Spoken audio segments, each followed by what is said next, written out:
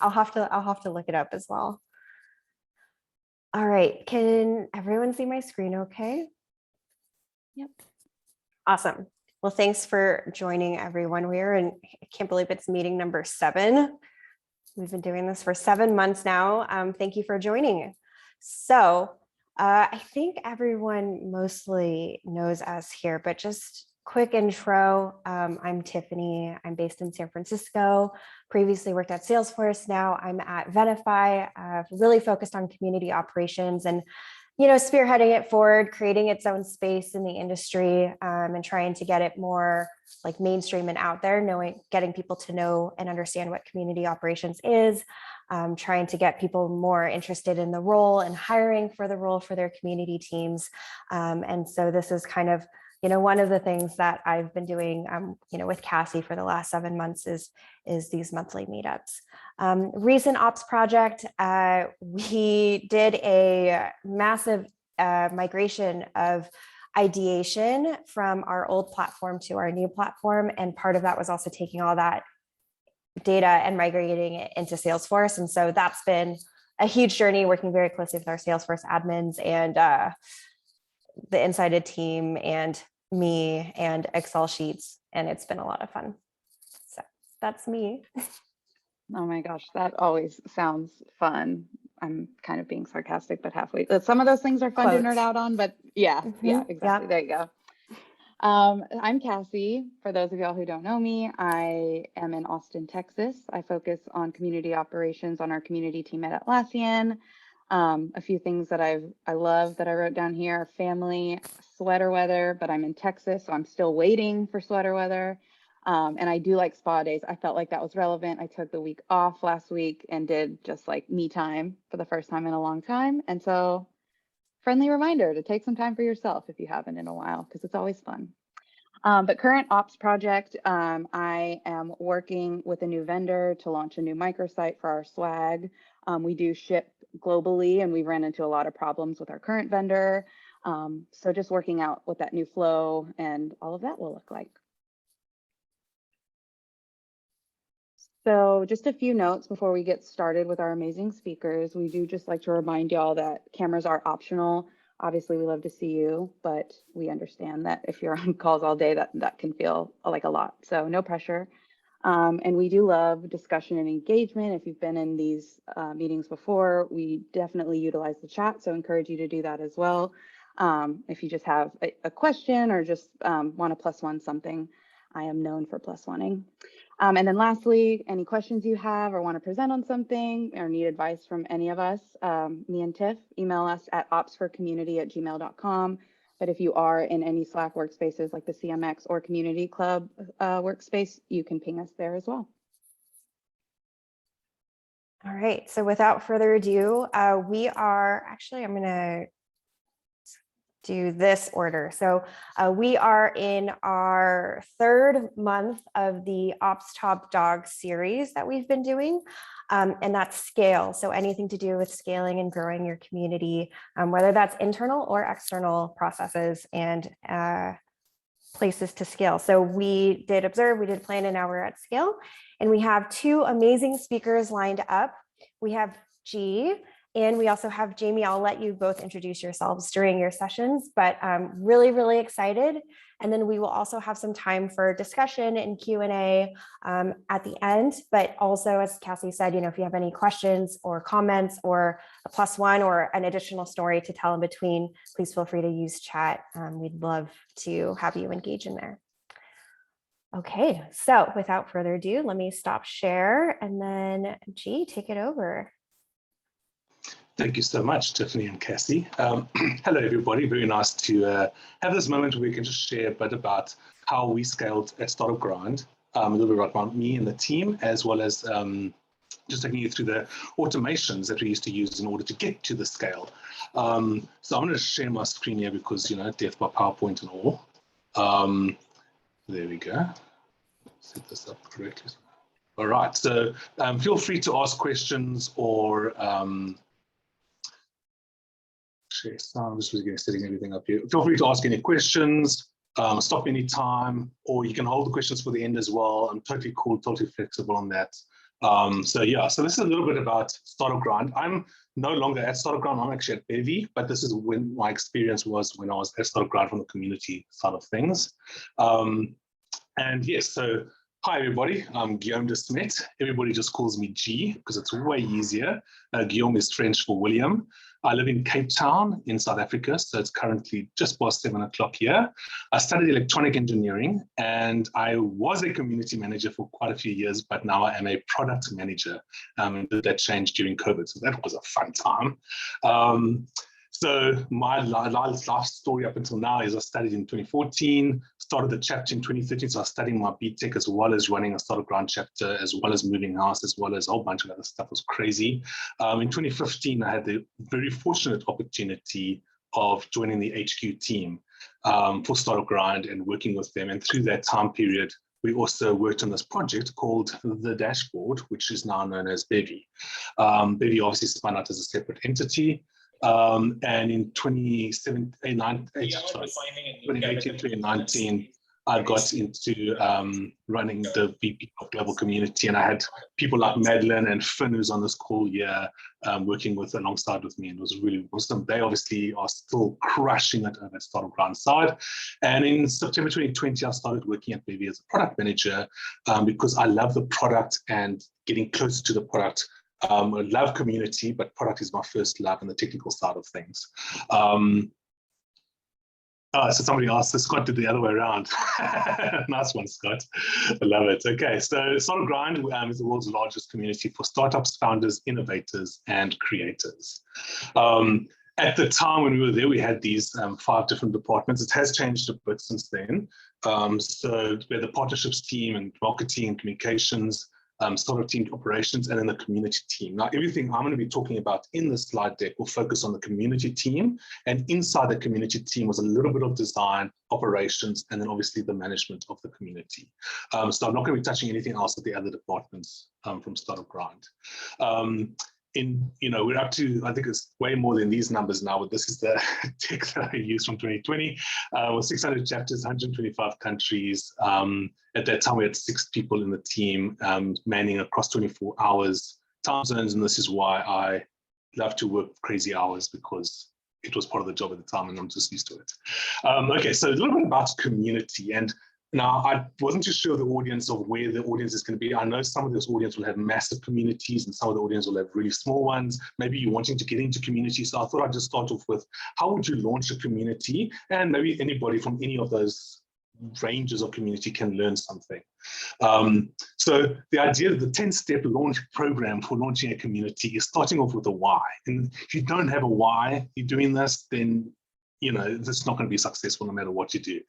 Creating the values, defining a format, and the format can be do whatever you want to, or the format can be very strict format. Like a Startup Grind, when we started, it was only fireside chats. It was a 3-hour event. There was food at the beginning. It was only offline. That's obviously now changed over time.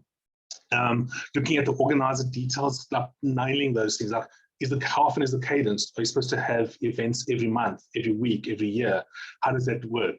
What are the titles of those organizers? What are their goals? Do they have deadlines? If you're upfront with all this information and you know where you're going with this information, and it's going to change over time, it just helps to keep that everybody knows where they stand and what's going on. Organizer money, making sure you're like, oh, it's going to be 100% free community because it's around a product, or is it a paid community like Startup Grind has got both free and paid? How do you split that money between the organizers and the HQ? Do you split it? Don't you split it? But don't be like, oh yes, for you get this, and for the other person you get that, because that's really the worst thing you can do in community.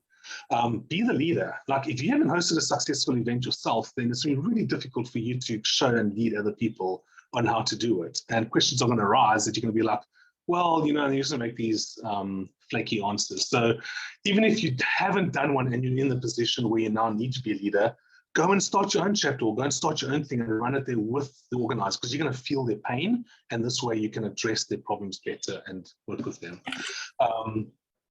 Obviously, application process, that is super slick application, and it can be a Google form document, or it can be a fully built out entire application form. It doesn't matter, but one little tip on that is definitely try and get a video from your applicants.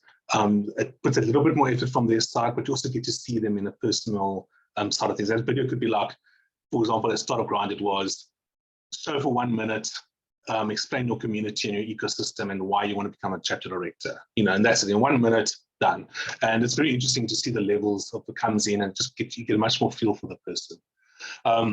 Obviously, we're talking about scale. You cannot scale without automation. That is absolute key. And there's different ways of doing this. And it's really exciting to see how the community and the tools that are coming around for community. For example, this event is on Luma. I only found out about Luma like this year. So there's these really, really awesome tools and applications.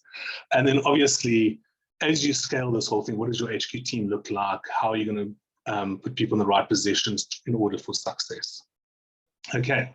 The other thing about a community is having the community curve. So this was a community curve that we set up for Startup Grind.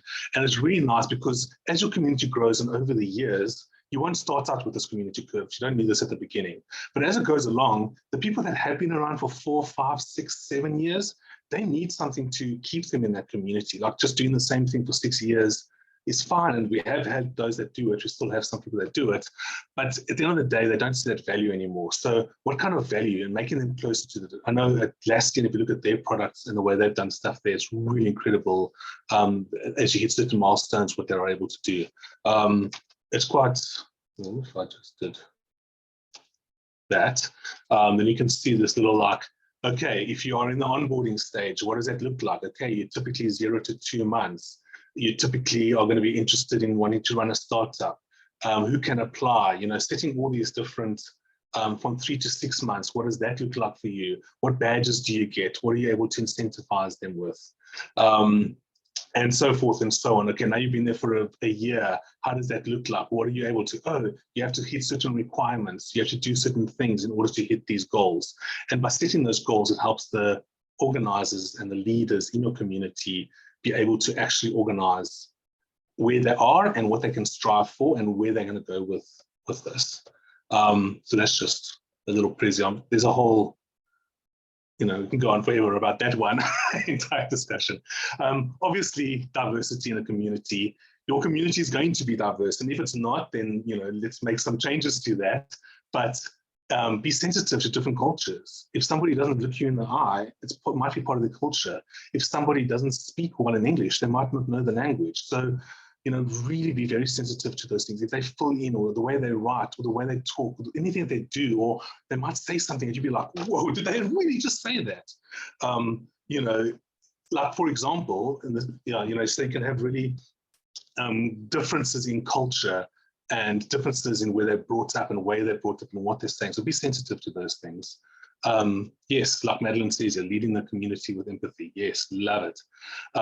Diverse teams drive obviously greater solutions because you're going to get the really cool ideas. And it also brings people together, but also be the community that brings people together. So lead by example, but also allow the community to do that from itself.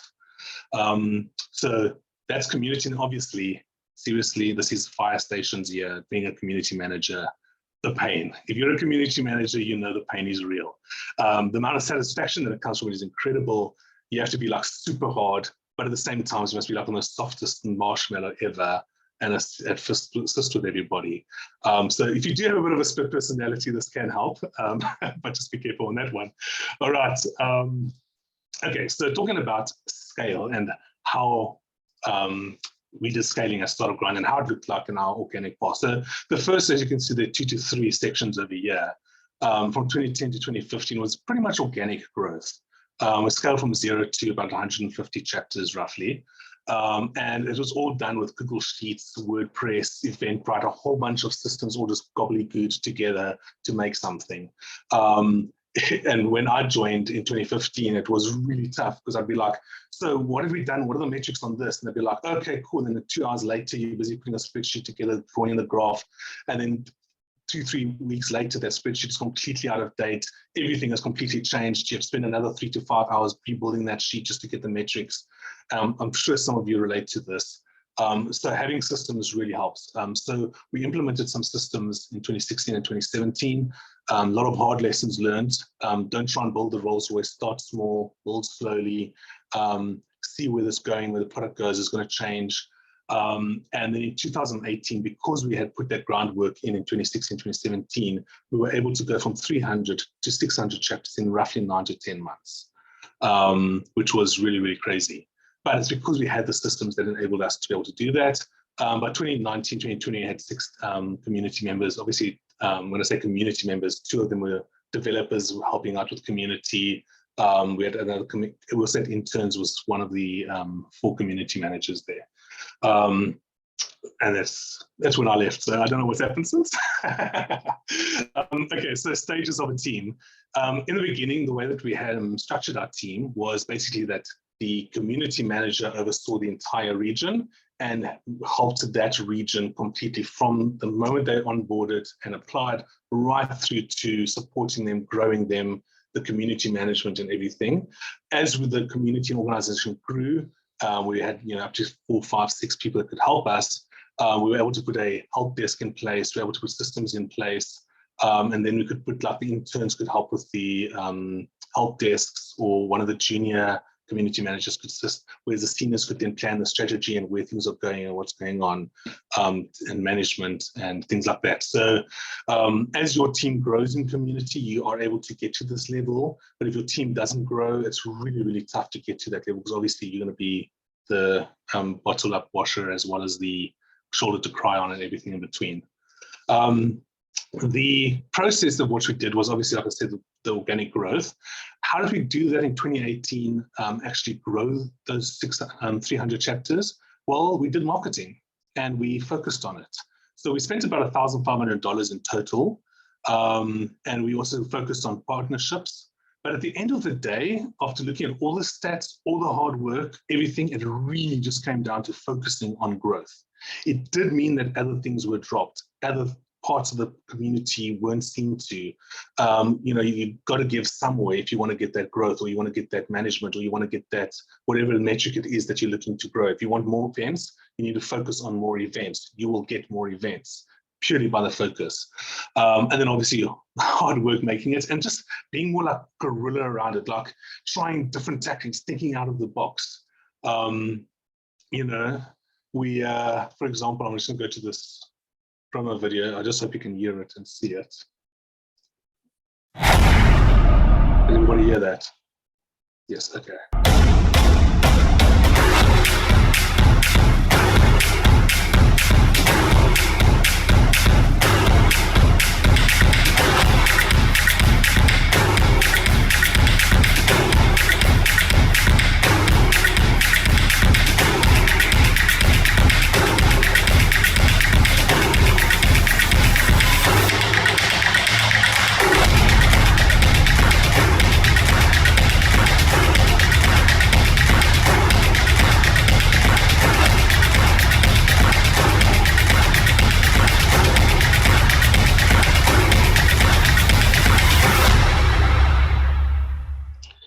If you,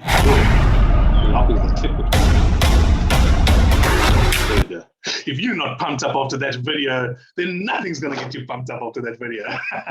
Don't you want to apply right now? Applications, that's the kind of vibe that you're going with. You're pushing it out there. The entire team's engaged. And this is on LinkedIn. This is on Facebook. This is on every single social media. This is in emails, using great videos, using energy, focusing on it, and growing your community. And that's how we got to scale the community. Things that we did focus on, the focus points, was like getting people into the pipeline, just focusing on getting them, using those videos to get them into the pipeline. Once they're in the pipeline, following up with them, chasing up with them. Originally, when we did the organic growth, we didn't chase them because we wanted people that were taking their own action and doing something, and you'd get higher quality because of that. But at the same time, some people just are very busy and they just forgot, and then we pushed them, and then they were great leaders in the community. Follow-ups with them, word of mouth, talking about, like literally being a walking, talking billboard. Anybody you meet, anybody you talk to, like, do you know somebody that wants to be a community director? You know somebody that wants to grow the ecosystem? Come join us, we can do this. And getting a very, very clear marketing handle around why you should become a director, why you should be there, what are the benefits of you. So that video touched on some of those things, and it just got you excited for helping grow your ecosystem and also growing your personal community and network.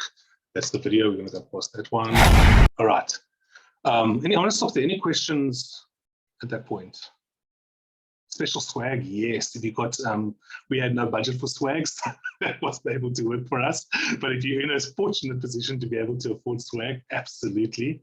Let's see if there's any questions so far. It looks like you had some questions up above. There's been a lot of chat, which has been great. It's amazing.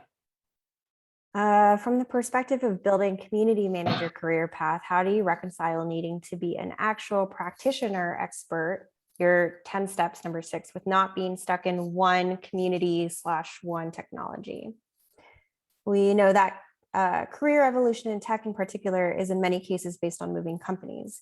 What are your recommendations for budding community managers? Great question. If I understand the question correctly, it's about how not to get stuck into one tool and one thing of the community and being able to be moving around. Have I got the question right? Yeah, so it's my question. I can clarify. So I was asking, based on your 10 steps, I saw number 6 was you have to have done it yourself, and maybe I misinterpreted that one. But I know, for example, for me working in developer communities, I can't always be an expert in every tech in every community that I work in, right? Oh, okay. Yes, that's good clarification. Actually, realize that when I meant do it yourself, I didn't mean do the code yourself or do the thing that your community is doing. I'm talking about host the events yourself, because you're expecting your groups to run events or to manage a community. Do that yourself. Yeah, there we go. Okay. Perfect. Thank you, Jamie. Thank you. That's perfect. Yes. Okay. Cool.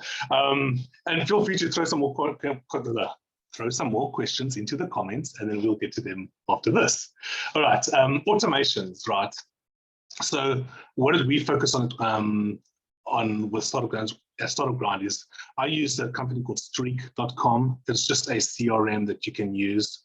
You can use literally any CRM, I don't care, but use a CRM like Zoho or HubSpot or any one of those, even Airtable, which we're heavily relying on now. But use something that can integrate well with your systems and is able to manage all of the data that you need and the data points, because not every tool will be able to hold all the information you need. The CRM can hold information, and they can send that information to where you need it.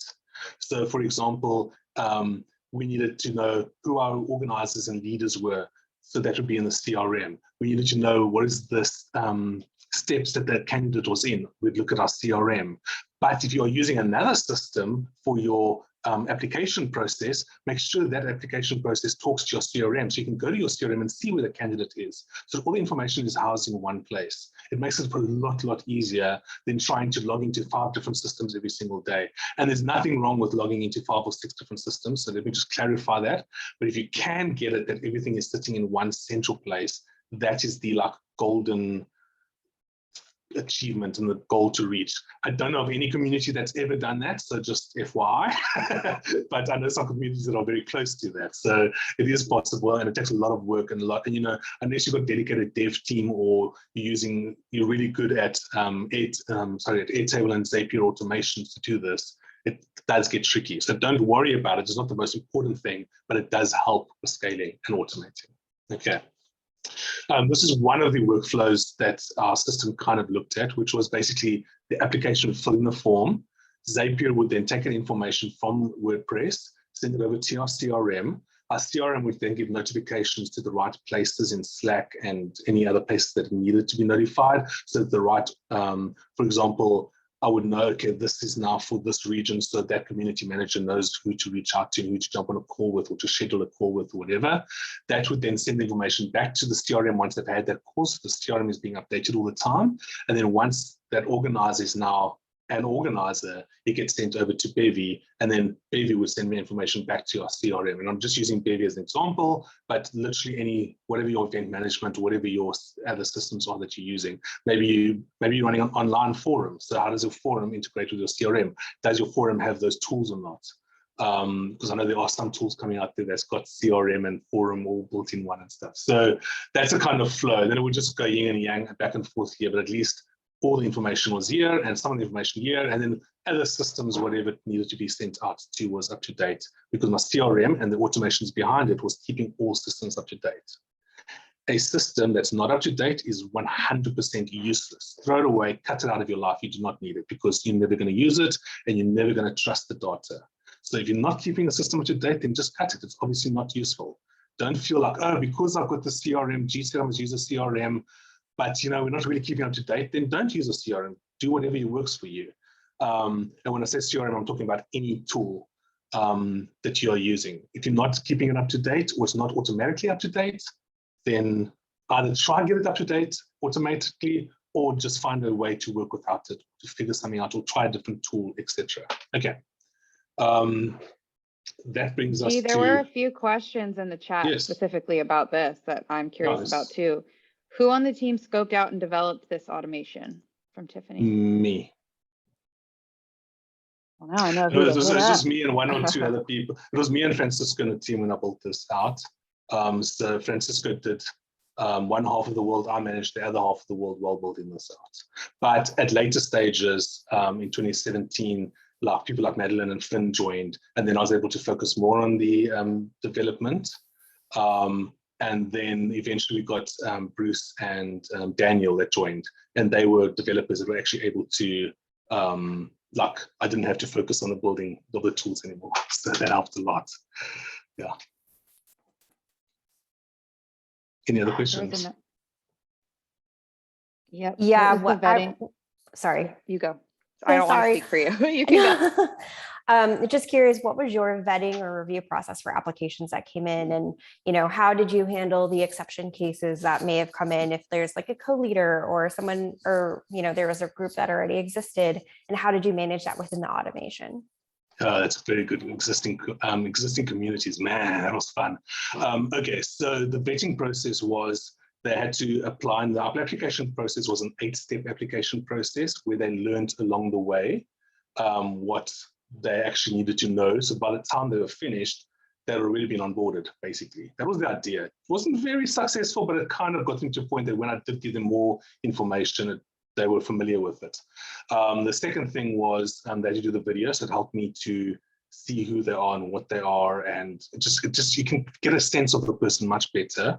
And then the third thing was we jumped on the call with them. Sorry, we jumped on an actual one-to-one call with them and spoke to them. And then you immediately get the sense. So by that time, we've already got to watch the video. They've already filled in quite a grueling application process. So by the time they jump on a call with me, I kind of have a sense of them, and then I can really connect with them and see, is this somebody that will fit in our community? And it's really important to find people that fit in your community and have the same things. Like one of the flags for me was if they were very much talking about money and how much am I getting paid? And, then I knew that this person wasn't really in this for themselves. Oh, sorry, they weren't in this for the community, they were in this for themselves. And that's not the kind of footprint or the kind of person we wanted in our community. And you have to be very careful of that diversity and the different nuances about culture and everything. So it's not always, you don't always get it right. But yeah, that was the vetting process. And then the second question was about the community already existing. So if we did get applications and somebody was already there, then we had two options. We'd either go back to the person and say, listen, somebody's already running it. Sorry, like, didn't you look us up for you? Obviously, you don't say that part. But, you just ask, like, it is already running. Or we'd go, if we see that they're really good and the person that is running it is struggling, then what I'd do is I'd reach out to the person and go, listen, do you want somebody to help you? They won't come in and take over, but this person can help you as a co-director or as an assistant or somebody.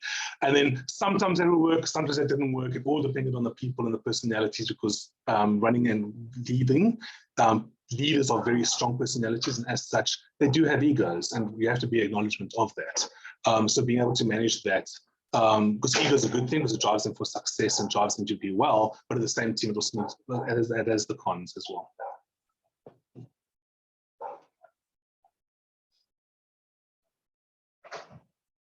Do you build any of the criteria into the vetting process to be automated, or is it somehow has to review the application? I wanted to get sentiment analysis and all these fancy, cool AR things into it, but budget and time constraints meant that somebody had to manually review the applications. Yeah, but remember, it was there were 3 or 4 parts to it, and typically the people that weren't that into it would already fail off by the 3rd or 4th format that it filled in. People are lazy, and lazy people won't cut it by running events. So, right. Yeah, basic type form. Right. That's perfect. Yeah, cool. Cool. I just want to do a quick time check because we're at 12:34. So perfect. Cool. These are the stats of the systems we used. If you can see my screen, I'm sharing the right one. So this is 30-day period only, and this is 30-day period a few years, like in 2020, 2021, 2020. So you can see Slack, Zapier, Streak, Airtable, Bevy, and these are the kind of emails I would send and receive on a monthly basis. Just so you know, community management stuff, you've got to be on it. And that was Slack, don't worry about that. And finally, please take care of yourself and, prioritize and celebrate. Really important. There we go. Thank you very much. Yay. Thank you so much, G. That was amazing. Pleasure. Hey guys, will you share the presentation? Yeah, Yep, sure. we'll Absolutely. share. Oh yeah, actually, I was like, wait, you're sharing your own screen, so then I'll need to get your slides. But yeah, if G and Jamie feel comfortable sharing their slides with us, I'll definitely upload the slide deck and the recording of this meeting to our Luma community page. Yep, Thanks. absolutely. Thank you. Awesome. Cool. Well, then if there are any more questions for G, feel free to throw them in the chat, but we will pass it over to Jamie now. You ready? Awesome. Oh yeah, I'm ready.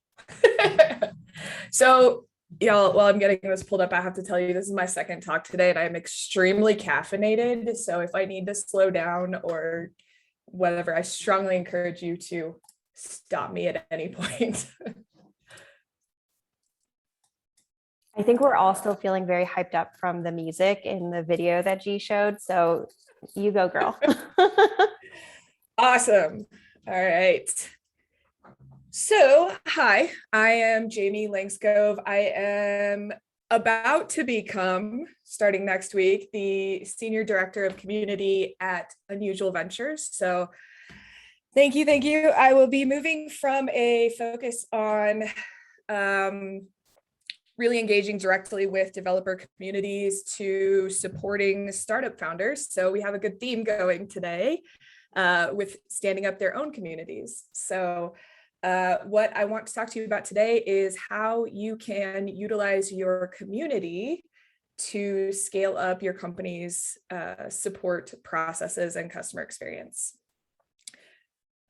Again, feel free to stop me at any point if you have questions. Otherwise, we're just going to jump in here.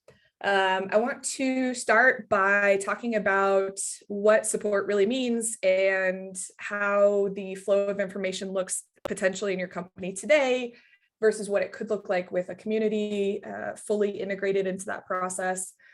We'll talk briefly about goal setting, scaling. So we will touch on automation as well. It's almost like G and I coordinated this. Yeah, we did not, but we're going to pretend that we did.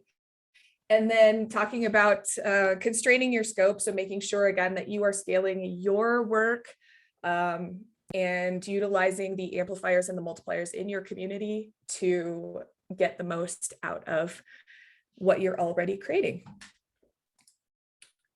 So first and foremost, what is support? When we talk about customer support, support is about fundamentally getting the right information to the right people at the right time. You may be able to get the right information to someone, but if they're not ready to hear it or they're not in a place where they need it yet, they will not digest it. So this is about making sure that you have the processes and resources in place so that when people need that information, they're able to access it. This might look like at a smaller company or a company without community and support at scale, a very one-to-one relationship. And I've experienced this recently at Content Stack, which is my current company, where we have a very high touch support model, especially for onboarding new customers. And when your company goes through a rapid growth phase, that is no longer scalable. You can't have, an engineering one-on-one with every single customer that comes on board and every time they bring on new staff and things like that. So ultimately in a high growth phase, it may look something more like this, and then something like this, where you're no longer getting that high touch, really awesome customer experience because suddenly you have too many customers and too many requests. You cannot possibly scale your support team to have one-on-one engagements anymore with every customer. You have tier 2 support that is probably handling stuff that should be documented so that people can actually access that information, but instead they have to go through the support desk and eventually get escalated, and it's a long process. And then you have tier 3 support, who are the actual engineers who are probably building the thing, and they're going, oh my God, why am I getting support tickets? I'm trying to fix stuff. Why did this go out? Well, we had to meet it because it was the roadmap and we committed to it. So now it's launched and now we have to deal with the outcome of that. And then, you've got your little purple person over here who's actually your PM, your product manager, who knows all the things, but is too busy planning the next release to spend any time on supporting the stuff that's already been released. This is not a fun environment for anyone involved. The PM is pulling their hair out, the customers are screaming, they're unhappy. And now all of this amazing growth that your company has gone through is being wasted because your support has not scaled with your growth. So what do you do? Well, the first thing that as the community manager you need to think about is, how are your customers receiving support today? What are their expectations? Do they have contractual obligations that you need to uphold if you make changes to that support process? Chances are the answer is yes. And what are their preferences in terms of receiving support? People may not want to get on a phone call. They may want to be able to just go look it up or chat with somebody. And you need to do that research and figure out what those channels are. And this should not be done in a void. So we'll caveat with that. You should be doing this in partnership with your support organization. So don't try to be a superhero here and do it all yourself. Go and meet with your support team, figure out what they're hearing from customers, figure out what the current process looks like today and how community can come in and support the support team. What are the gaps that you can help fill, and how can you help them scale out their work? So that flow of information chart, what we want to do is optimize that information flow. We want to make sure that the support team is putting all of their effort in all the right places to get that information out to customers when and where they need it. So instead of this, we want to see something like this, where the community is providing peer-to-peer support to each other. They're also contributing to and deriving information from self-service tools and resources. And the tier 1 team, that frontline support desk, is not only answering questions and ideally spending most of their time escalating anything that they can't handle or that can't be done via self-service, they're also contributing to those self-service tools. Our goal here is to reduce the amount of time that they spend answering the same questions over and over and over again. We want to identify the places where we can make the most of their time, as well as the time of the engineers in the higher tiers of support. We also want to remove roadblocks between the community, our customers, and our product manager. We want to make sure that the product manager can primarily focus on feedback about the product, as well as gathering insights and input from the community, who are ideally our users and our customers, and using that to build the roadmap instead of spending time trying to deal with this overflow of support requests. So if you have read any of my writing, you know that I am a huge fan of metrics and goals and deriving your tactics from those. Meeting that competition. So here is an example of what it might look like when you take on an initiative like this. So we want the community to help us scale up our customer support efforts. We want it to reduce costs and increase our customer satisfaction. Those are very tangible outcomes that we expect to see from this effort. We will know if this is working or not by looking at our key results. Are we seeing less support tickets? Are we seeing an increased percentage of those support tickets focused on those tier 2 and up questions, where the tier 1 and tier 0 questions are being handled at the self-service and peer-to-peer support levels? And are our customers happier? Are they getting the support they need? Are they getting the information they need when and where they need it?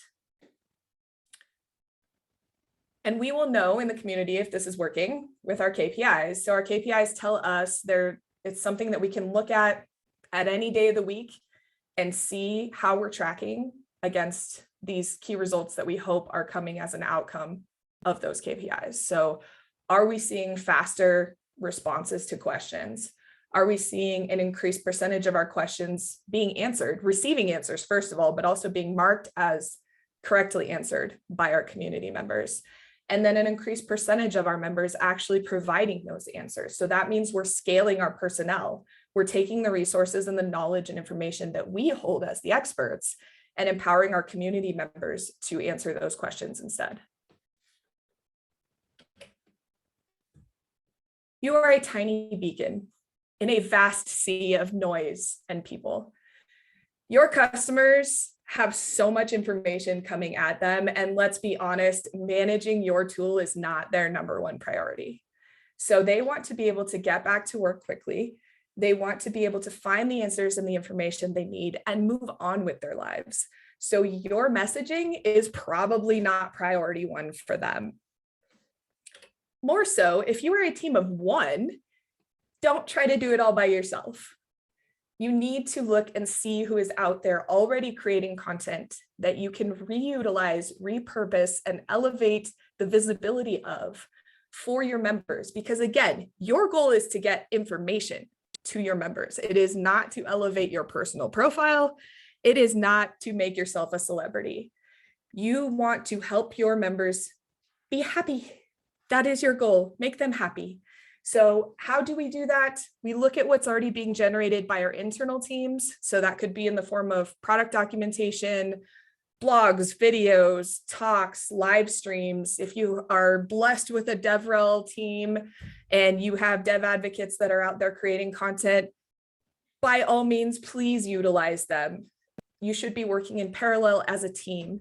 And I say that because I have been in a situation where we worked in silos, and it was the oddest thing because my goal as a community manager is to scale the information that they are creating and make it available to our community. So utilize the information that's out there.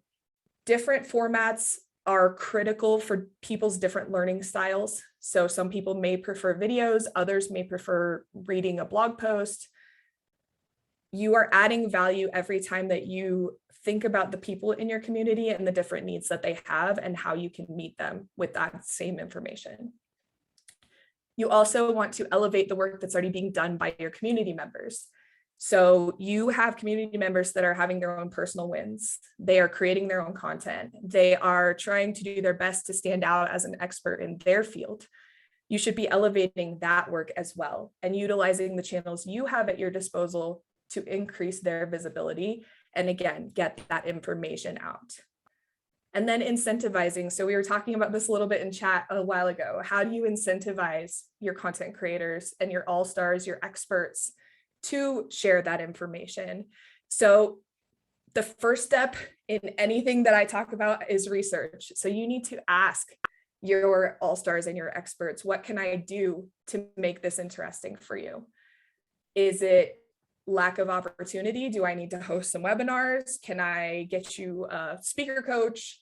Can I give you a badge? Can I give you a jacket? I can give you a lot of things, but I have to know what it is that motivates you. And so you have to have those conversations and understand what is actually incentivizing for people. Some people don't want physical objects or rewards. Some people really just thrive on peer recognition or elevating their personal profile. making sure that you understand what their motivations are will help you to incentivize the behaviors you want to see. And then one thing I found is really critical is if you are looking internally at your support team to help contribute, at your documentation writers, your engineers, you have to work with their managers to incentivize them. Because if it is not built into their job, they have a job to do already. And it will be even harder for you to convince them to spend time building and sharing in your community if you don't have buy-in from their managers. Multipliers, this is how we're going to do it, right? We have to look at our MVPs, and those are our support team and our employees. I had a conversation recently where somebody was asking if I believe that employees should be included in the community. And I said, how are you going to do it without them? They are the keepers of the information. So we have to make sure that we are incentivizing and empowering them to share that information. We also have to look at executives. If we have an executive who has a high profile, we should definitely be using that profile to get information out. So if it's an update to the product, maybe that announcement should come from the executive and they can share that out to their network. You should also be looking at people who have direct relationships with your customers. So we'll go to the next slide here, knowing your assets. So you have natural allies who share your goals. Those are the folks that are going to be immediately incentivized to help you.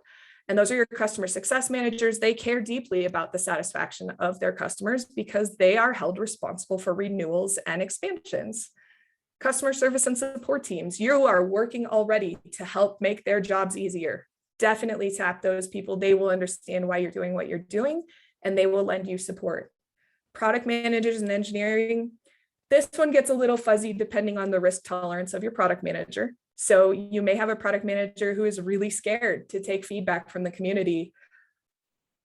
Part of your job is helping them get comfortable with that idea, that it is okay and in fact desirable to have a direct relationship with the community. And there's a couple different ways you can do that. It can be as public or as private as they are comfortable with. But in the end, you have to be able to make that connection. Then we start talking about some folks internally who have some resources that would be handy for you, but they might need a little education on how to work properly with your community to ensure that, again, information flow is happening and not so much lead gen and demand gen. So marketing and sales, there's a lot of debate about where community should sit. There is some natural fit in marketing for community managers in terms of utilizing some of the same channels like social media, collaborating on campaigns, making sure that, announcements and such get distributed appropriately to the community. My biggest concern anytime I see a community role in marketing is that people are ultimately motivated by what they're measured by. So if your objective is to scale your support, it's going to be very difficult to convince your marketing team to focus on activities that don't directly drive their KPIs. So it might take some education to help them understand that ultimately happy customers equal bigger funnel, bigger top of funnel, right? And so part of your job is to help them understand that, yes, support is a key element to our competitive advantage. And if we have a great support ecosystem, our customers are happier, they talk to their friends then become potential leads for us. And then looking at the existing resources that you have. So if you are fortunate to have a documentation team or an education team, you're going to have things like robust product documentation, training materials and courses. Those are things that you have in your back pocket to build value, but also to tie together throughout this customer experience. And then looking at your existing communication channels, email, blog, social media, if you have a support portal, these are all areas where you can tie community into the experience. So for example, when a customer goes to submit a support ticket, if there's a way for you to prompt them to search the community first, it helps to build that muscle of them thinking, oh, maybe the answer already exists and I can get back to work, because again, that's their incentive, right? So I can get back to work faster if I find it in the community, but you have to get into the places where they're already working and where we're already communicating with them. And then other channels that, again, your marketing team may be using, or your community may already be using. Events. If you have meetings, for example, between your sales team and prospects, you should probably have a slide in there about community. We want community to become top of mind for your sales team as a selling point. So that then connects for the rest of the business. Okay, community is important, even though I don't see the direct correlation maybe between the dollar signs and the community work. So this is all about, again, building up that customer goodwill and the brand around your support ecosystem and how that fits into your overall competitive advantage. As the community manager, you are responsible for managing that change. So we are often the cannon fodder when people are unhappy with something going on with our company. So making sure that you understand the existing process and that as you implement changes to that support process, that there is continuity, which means you may have to be available to answer those questions, to be responsive to concerns, and be consistent with communicating as the changes go live. Being empathetic that change is hard and people have habits. And when, again, this is not their top priority, they just want to get back to work, they may not have the brain cycles to invest in learning this new process right away. So empathizing that it may take you 3, 4, 6, 7 times of telling them, hey, go to the community to search first. That may be what it takes to get them on board, and understand that not everybody's going to be happy with the changes. Some people just like being able to pick up the phone and call their CSM and have the problem solved. And as a growing organization, you have to think about what's best for the business and do your best to keep your customers happy, but not everyone is going to be happy, and that's okay. They will get on board eventually. And that brings me to learning to say no without apologizing. So one of the most important things that you're going to do as you're scaling is keeping an eye on your effort to impact ratio. You want to make sure that you are focusing all of your work on the things that matter in terms of impact to your customers. So we are working smarter and not harder. We need to look at our data, see what's actually impacting those goals we set in the beginning. Eliminating tasks where the impact is just not there and we're putting a lot of effort into something. And even though our intuition says, I know we need to do this and this is best practice and we have to do it. Scope creep is real, people. Do not let that take you off track of what you are trying to accomplish. There are a million things you could do. Focus on the things that you should do. Automate everything where you can. If you can use Calendly to schedule meetings instead of trying to go back and forth via email. If you can utilize a CRM or an email management system to help you with scheduling everything from your emails to follow-up conversations. If you can use social media planning tools and free image databases to help you with design stuff. I mean, there are a lot of tools out there that are free or low cost that even with little resources, you can free up time by utilizing the right tools.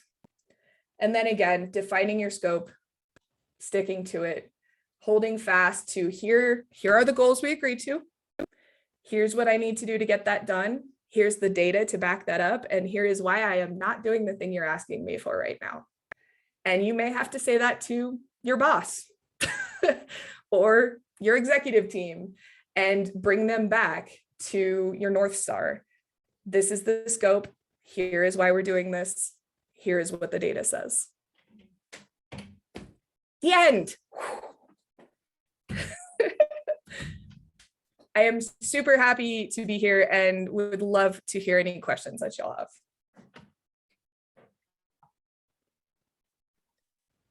Jamie, great presentation. And I love your slides and I love your graphics in your slides.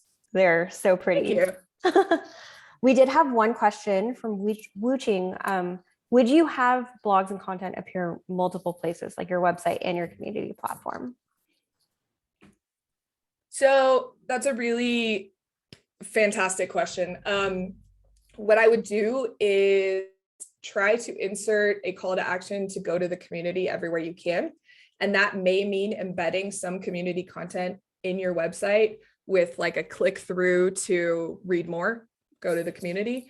Ultimately, one of the benefits of having your own community platform is owning that data and having essentially a captive audience that you can continue to build a relationship with. And so if you can drive them to register, that gives you the opportunity to communicate with them again later. If they are passively reading without registering, it's kind of hit or miss. They may come back, they may not, and you really don't know much about them at that point. So on the one hand, I believe fully in having open communities that build on SEO and drive traffic for you based on the content.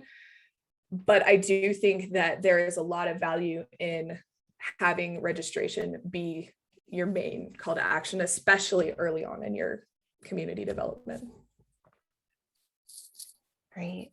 So I know we're for time. Jamie, if you could pass me back presenter. We have one more slide just to talk about next month's session, and then I'll let y'all go for the rest of your days and evenings for G. All right, real quick, because I want to be mindful of time. Next up in our Ops Top Dog session, we have track. So we talked about it some today, but measuring data, how to build tools, how to get that data integrity, how to build dashboards, how to share success metrics with stakeholders. If you have any success stories, tips, tricks, best practices, lessons learned, or just want to chat about your experiences with tracking items in your community, we'd love to have you on for next month. Please feel free to email us, or as Cassie mentioned earlier, we are in both Slack workspaces as well. So would love to hear from you. And thank you everyone for joining so much. Jamie, amazing sessions. Like, they were so interesting.